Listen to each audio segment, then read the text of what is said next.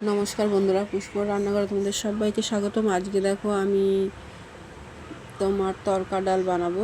এখানে দেখো পেঁয়াজ, রসুন, আদা, লঙ্কা নিয়ে নিয়েছি। এখানে তরকার ডালটা সেদ্ধ করে নিয়েছি আর দুটো ডিম ভেজে নিলাম। এখন তেলের পরে পেঁয়াজ, লঙ্কা, আদা, রসুন কুচি সব দিয়ে সুন্দর করে ভেজে নেব।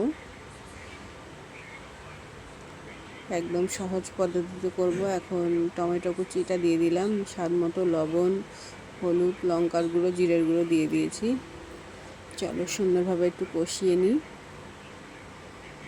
কষানো হয়ে গেলে ভেজে রাখা ডিম আর তরকার ডালটা সিদ্ধ করে রেখেছি ওটা দিয়ে দেব। পরিমাণ মতো একটু জল দেব।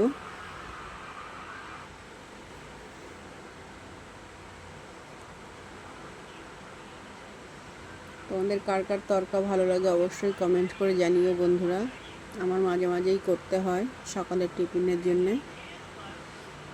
চলো দেখো, কথা বলতে বলতে সুন্দর ভাজা হয়ে গেছে। সুন্দর একটা গন্ধ বেরিয়েছে।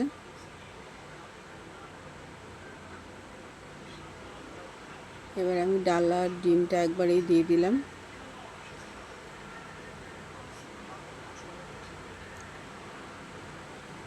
তরকার ডাল ধনেপাতা দিলে ভালো হয়, কিন্তু আমার কাছে ছিল না ধনেপাতা কুচিটা, তাই আমার দেওয়া হয়নি।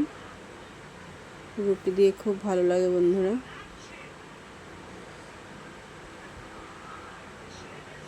চলো এবার ফুটে গেলেই নামিয়ে নেব। আমার রেডি হয়ে যাবে একদম তরকার ডাল। দেখো সুন্দর সেন্ট বেরিয়েছে। একটু ধনেপাতা কুচি দিলে আরও ভালো লাগতো। চলো এবার নামিয়ে নিই। কেমন হয়েছে অবশ্যই কিন্তু কমেন্ট করে জানিও বন্ধুরা।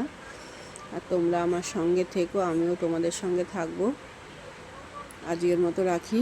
দেখা হবে নতুন দিনে নতুন ভিডিও নিয়ে। টাটা।